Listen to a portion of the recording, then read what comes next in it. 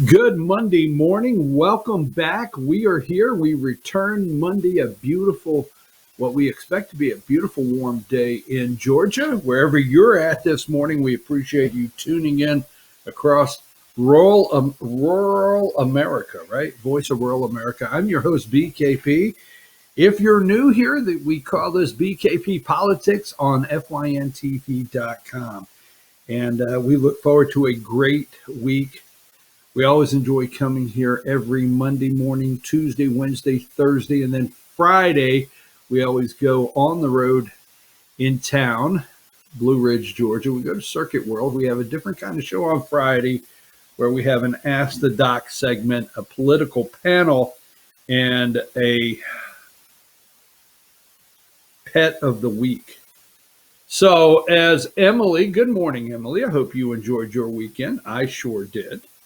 Um, right there. You can always find us right here. 9700 706 889 9700. It's on the screen. Chief at FetcherNews.com. Before we get started this morning, wherever you're at in America, Fannin County, the Lady Rebels, 2A, Georgia. Just really quick shout out.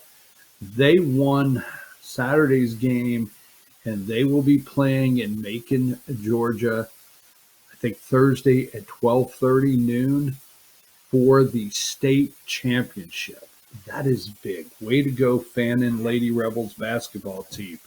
So, with that being said, Emily, let's get right into a couple quick things here. Give me number one.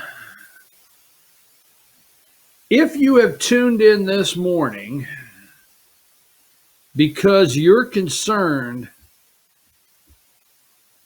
I'm not.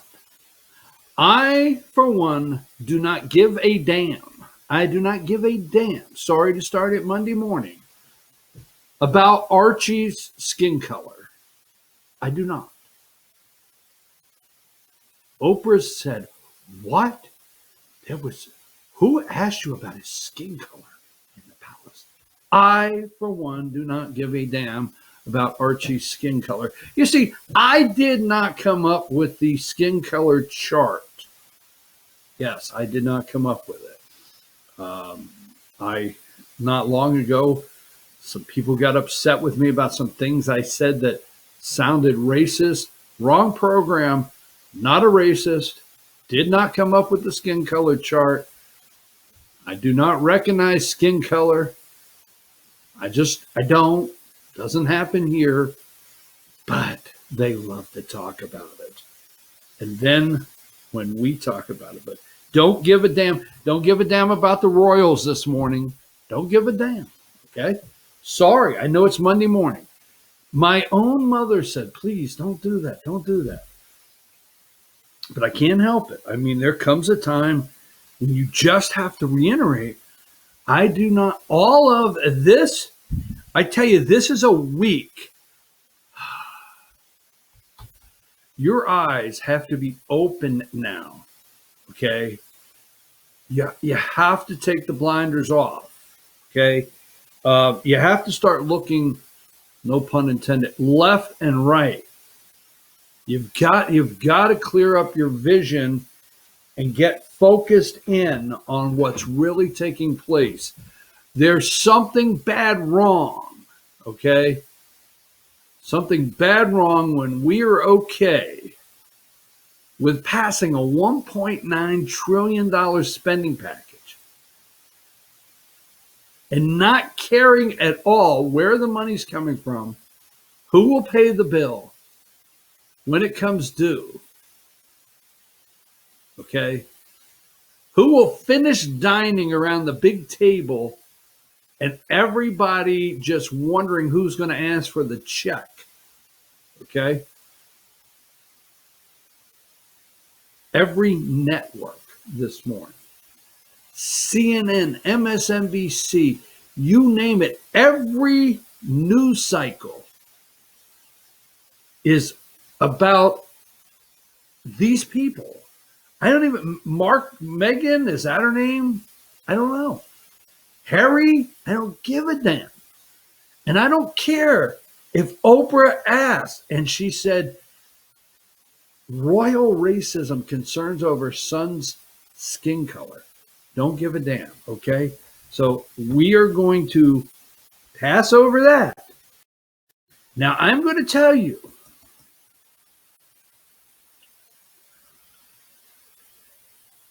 most dangerous.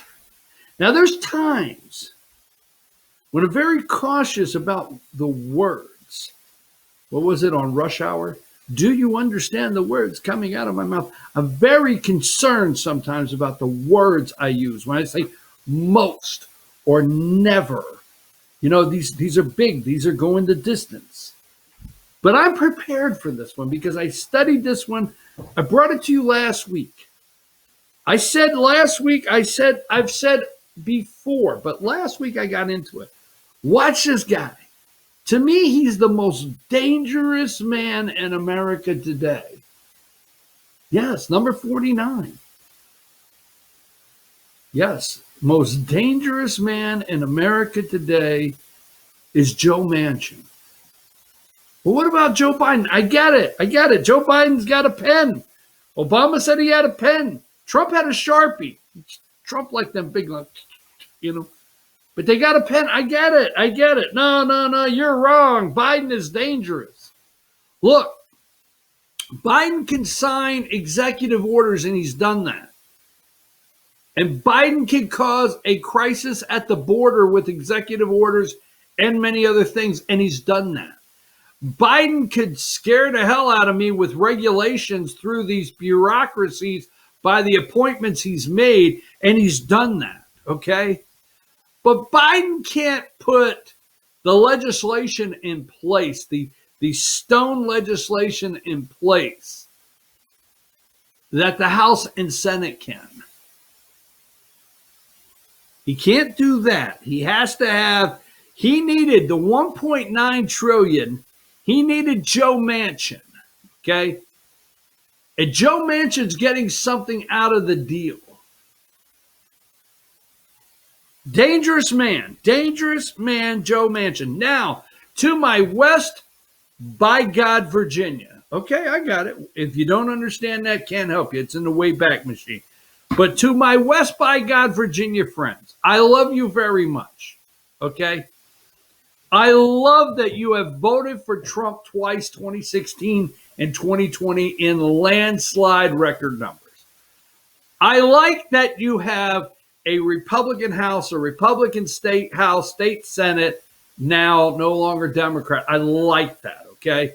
My good friends in West Virginia, I like the fact that you think you have one Republican Senator, Capito, okay? Which I do not like. First chance you get in West by God, Virginia, please move Shelley Moore, which her daddy went to prison, Arch Moore. That was her dad, the governor, Republican that went to prison. But please move Shelley Moore, Capito, out of the way.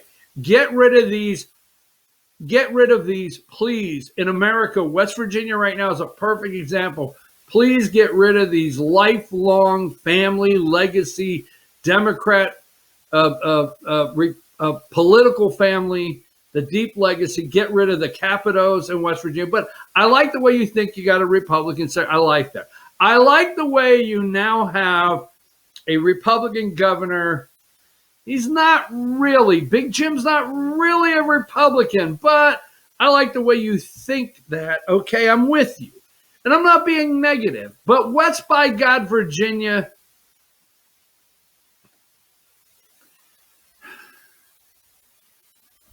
Joe Manchin, I'm sorry. Sorry, my friends. He must go.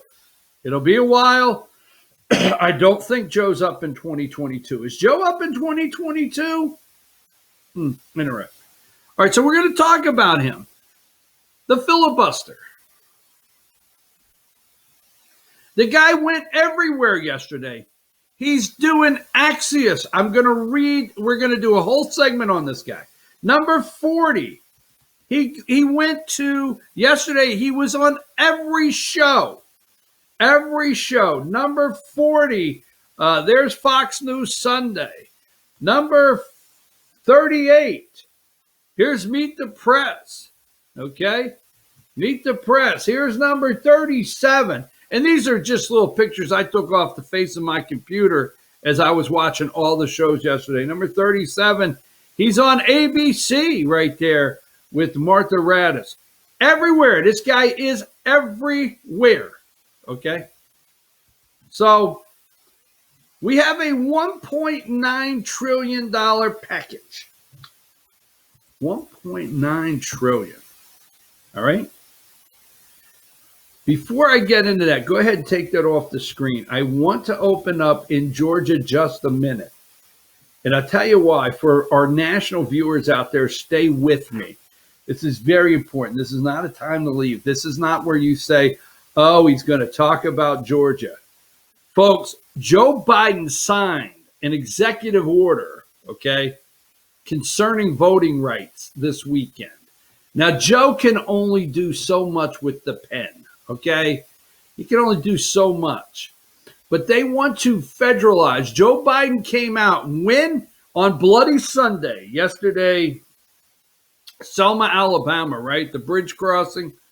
So yesterday, Joe comes out, is it yesterday? I don't know. And he signs an executive order, but he puts pressure on H.R. 1, elections, all right? Because this is what's happening. Number 42. There's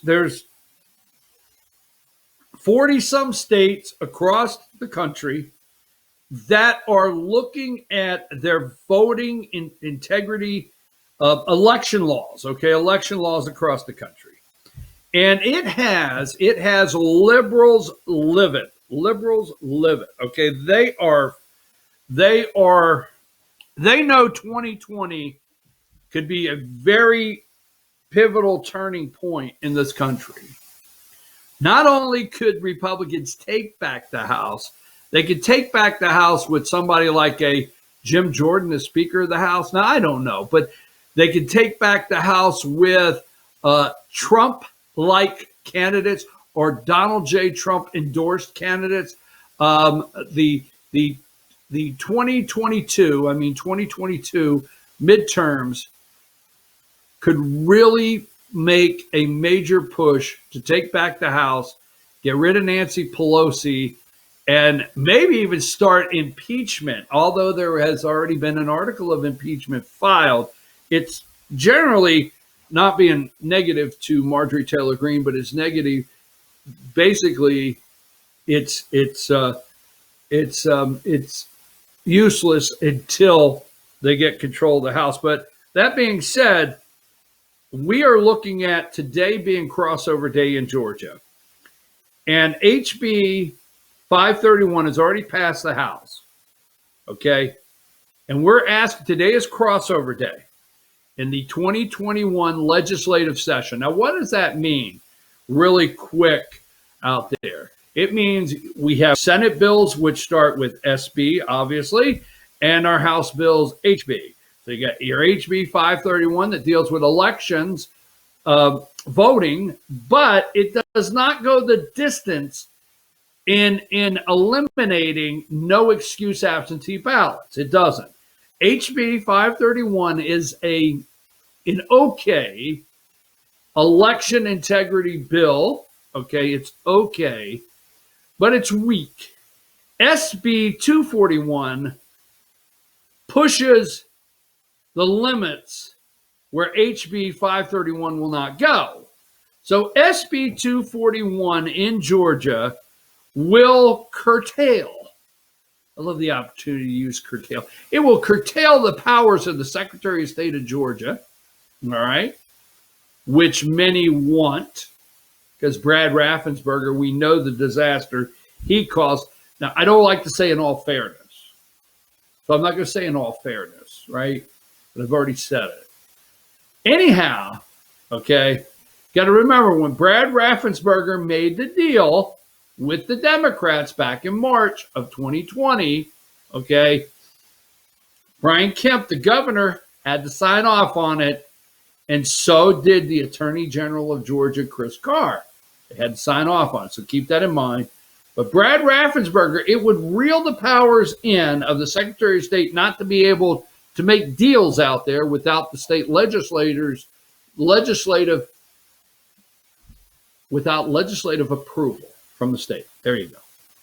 Maybe we'll get that correct. But so today is crossover day, and what will happen on 241 and 531 is they will then form. What happens then is the two bills, there'll be a conference committee, and the leadership of each chamber will appoint members to the conference committee. They will go in there and they will hammer out, as they say, okay, the two bills and push them into one for a final vote.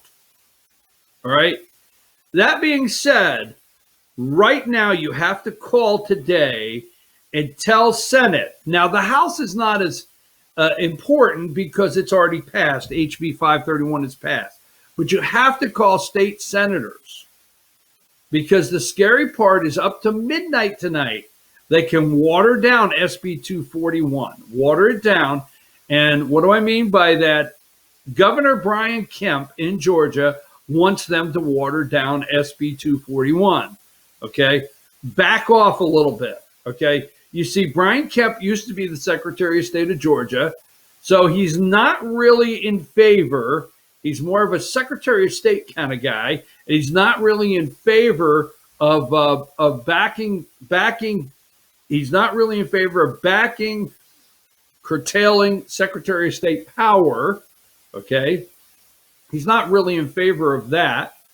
All right, and the other thing is, no excuse absentee ballots. Now, the Georgia Chamber of Commerce, I don't know about the National Chamber of Commerce and your state Chamber of Commerce. I always want to bring clarification in. There's a difference in your local county Chamber of Commerce, I don't know about yours, and the Georgia State Chamber of Commerce. There's a difference. They're not the same. The Georgia State Chamber of Commerce wants no excuse absentee ballots. They're putting pressure on, okay? Elitist Republicans are putting pressure on Kemp to get this bill watered down. They want no excuse absentee ballots. They want them. No excuse, all right? So SB 241, you must call your state senators today, Republican, and the Metro Atlanta Republican senators is who you have to call. Brian Strickland, I forget the ones, one in Cobb County, but Republicans around Metro Atlanta, all right, are the ones that are weak, that you have to call today and say, stay firm on SB 241. So after today, they will go into conference committee, and then we have to make sure we stand on them to not water them down and come out really with nothing at the end of the session. So that being said, today's a big day in Georgia. Now, why is it important? Because Joe Biden is truly looking. He is truly looking for, give me number 3. Now, why is this a big deal today? Biden presses Congress to restore Voting Rights Act. Okay? They want H.R. 1, they want to restore the Voting Rights Act. They want to federalize elections. They want voter registration on the day of the election. Yes. And Joe is actually forming a welcome committee. I say that sarcastically, for the new voters headed to the border. What do we have? 140. We're on target to welcome in 140,000 down at the border. Oh, by the way, you have done well wearing your mask. Yeah, you have done well in the states, cooperating with the communist lockdown. You have done well in, allowing the government to shut down your business. All the above we had to participate in last year. But those ones coming across the border, what is it, 12% of them testing positive for COVID? And they're coming right in. I mean, somewhere out there, I forget, is it 12%? I don't know.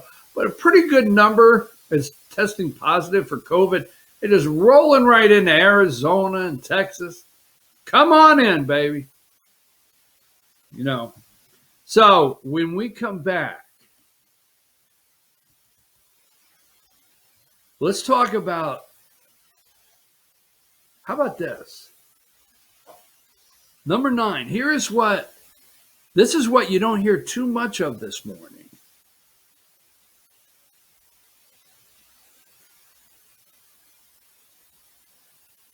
$3,600 per child under 6, $3,000 per child under 18. Interesting. Critical aid for poor families and coronavirus redistribution of wealth. Redistribution of wealth. Let me show you this one right here. I'll have to find it. I thought I had it earlier. Maybe in here. Give me number 47 before we go to break.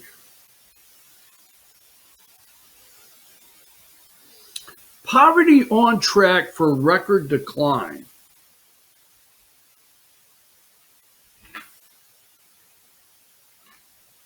Lifting people out of poverty by printing money. Interesting. How is poverty on track for record decline? Redistribution of wealth, $1.9 trillion printed. Total for $6 trillion. Folks, we do not have, you cannot turn an economy. The government cannot turn an economy and continue to exist. It's not there. It can't happen. And the private sector is not turning your economy right now. The government is. And it's getting stronger every day, and it cannot exist. It cannot go forward. When will the collapse be? And I know people don't like hearing that. There has to be a collapse. Who will feel the pain when it happens? I'm your host, BKP. Let's take a break. I don't give a damn about Archie's skin color. Take a break.